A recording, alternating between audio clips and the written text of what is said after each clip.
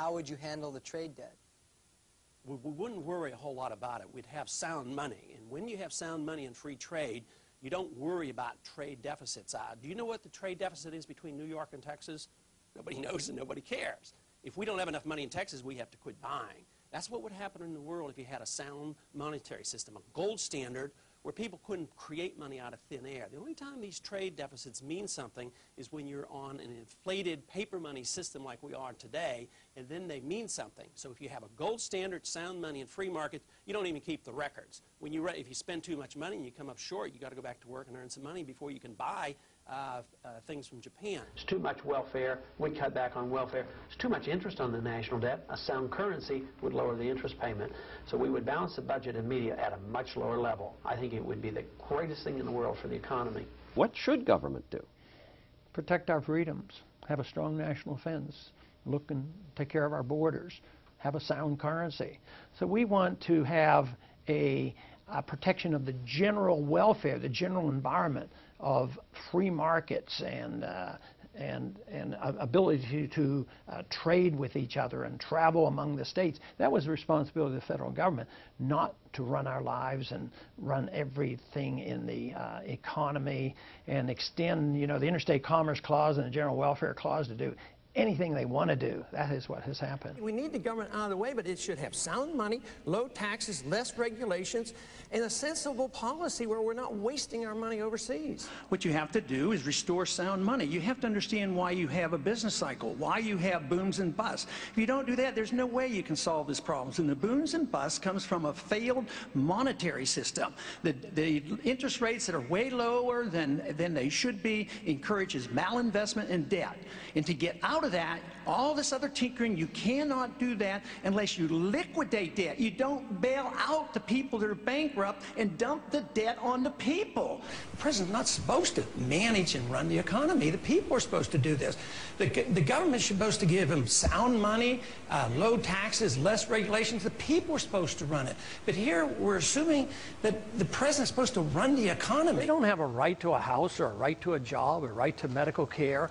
And besides, once government decides those are rights, you end up with much less. Once the government gets involved in planning, central planning, whether it's education or medicine or housing, look at what they did when they decided everybody should have a house. We had a housing bubble. Now we have a housing bubble that's collapsing. People are losing their homes. So this whole motivation, the purpose of government is to protect liberty and understand how the marketplace works. So a truly compassionate person would argue the case for truly free markets and sound money. That's what we need. Then you would help people. I do think that we push some of these programs with community reinvestment acts and easy credit. There were a lot of things that encourage this, where I'm convinced that if we had a little sounder monetary system and we didn't have this so easy credit, people wouldn't be making so many mistakes. History is on the side of hard money. If you look at stable prices, you have to look to the only historic sound money that's lasted more than a few years. Fiat money always in. The way we get into this trouble is due to accepting some notions about money that are false. We have believed since 1971 that there should be no linkage of our money to anything sound as the Constitution mandates. There should be no linkage of the dollar to gold or silver, which then gives the Congress the leeway of spending endlessly. Deficits don't matter. We can tax and we can borrow, but if we still don't have enough money, we can depend on the Federal Reserve just to print the money. Next book came out this week, End the Fed, and we're having a lot of excitement surrounding this. And I've had a lot of interviews on this. Today somebody asked me, what should I do in this country to improve our economy? My answer was very simple, end the Fed. The Fed is the culprit, and I talk about that in this book and explain why the Fed not only creates our problems, they perpetuate the problems, and the sooner we come around to understanding that, and at first, of course, get the audit of the Fed, but eventually, we have to end the Fed if we care about sound money, personal liberties, limited government. This is the book that you have to read. So we need to get busy and really have change, because we need to immediately balance the budget, pay down some of the debt, let people go back to work, bring our troops home, have sound money. That's a revolution. If you want change, What you need is somebody that's going to make sure you're never going to have a draft, and that we're going to bring our troops home, we're going to balance the budget, we're going to have sound money. He never talks about any of that. The role for the government ought to be given us a sound currency, not a bunch or a few people in secret rooms that have monopoly control over the money supply and the interest rates. That's not in the Constitution.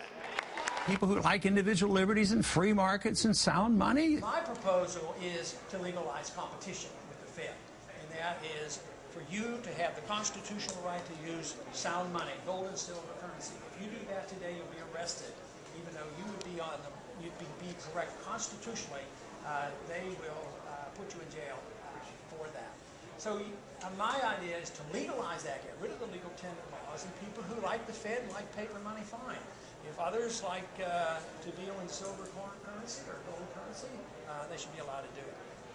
You also don't believe that medical care is a right. Now, as a gynecologist, you're a doctor. How do you justify that sort of feeling like not every American deserves the right to good medical care? You don't have a right to things and services. You have a right to your life. You have a right to your liberty. Yeah. And if you want good medical care, or if you want a healthy economy, you have to have a free market economy with sound money and good contract laws, and then there'll be great prosperity. But we have a system of corporatism now where business and governments are partners, and they rip us off. I think it's much better to bite the bullet and say we've lived beyond our means, we ought to live within our means, we ought to have a sound currency and balanced budget. We need to have a system where we invite capital back into this country. We destroy the incentive to bring capital here. I mean, if you have a company and you have a lot of money overseas, you get taxed to bring it back. You know, the biggest thing, though, long term, that we could do for Haiti would be to introduce them to sound economic policies so that they wouldn't suffer. I mean, their buildings were built poorly and the people are so poor, and just handing out money is not going to solve that problem. They need to be introduced to the philosophy of free markets and sound money so they can be more prosperous, build better houses. Who would have ever dreamed a few years ago that our monetary system would get the attention? I consider that very, very important. But now the young people on the campuses are studying Austrian economics and sound money, and they know about how silly paper money is and why that gives us booms and busts and unemployment. So I think that's exciting. You know, it's really scary to see what can happen in a society when the overspending comes home to roost. You know, when you see the consequences of years and years of overspending. Obviously, people here are very worried about our debt and our deficit. Congressman Paul, could this kind of thing happen here? Could what we're seeing in Greece and California happen on a nationwide basis here? Absolutely, and there's going to be anger and there's going to be riots in the streets as well. But this is all a consequence of the fact that why and how do governments spend like this? It's because they don't have sound money. When we run up deficits, we tax, but never enough. We can't tax. It would ruin the economy. Then we borrow, and we get away with that for a long time. But we rely on the printing presses from the Federal Reserve to create the money, and that's where the problem is. Size up the Republican race for me a little bit. What do you think of Sarah Palin? No, I'm not much into sizing up anybody. Well, I can size them up as a group. I think so far most of them represent the status quo, you know, and not any. I think they're shifting a little bit because of the political pressure. But who's saying bring all the troops home? Who's saying that we need sound money and we ought to believe in the Constitution? Who wants to get rid of the Patriot Act? Who believes in property rights? You know, they're going to modify their position, but they represent the status quo. And this is what excites so many people now. They're sick of the status quo. Will there be a deal to raise the debt ceiling this month? Well, I don't think anybody has an absolute answer to that, but I have my suspicions, and I would bet on that there will be. And much to your unhappiness? Sure. I mean, I came into the Congress a good many years ago, and my goal was to shrink the size of government and balance our budget, pay the bills, have sound money, and live within our means and mind our own business. And I haven't done a very good job. It seems like we're going in the wrong direction. Currency is sound only when it is recognized and accepted as such by individuals through the actions of the market without coercion. Throughout history, gold and silver have been the two commodities that have most fully satisfied the requirements of sound money. You are a disciple of what's called the Austrian School of Economics. What is that, briefly? And what would economists like Ludwig von Mises and Friedrich Hayek, who were two of the leaders, of the Austrian School of Right. Economics, what would they say is the right way to deal with boosting the economy now and with dealing with our national debt? Well, they asked Mises that one time. They were having runaway inflation in Austria. It's Austrian economics because the main leaders of the school came. They escaped. They were mostly Jewish, and they came over here to escape Nazism.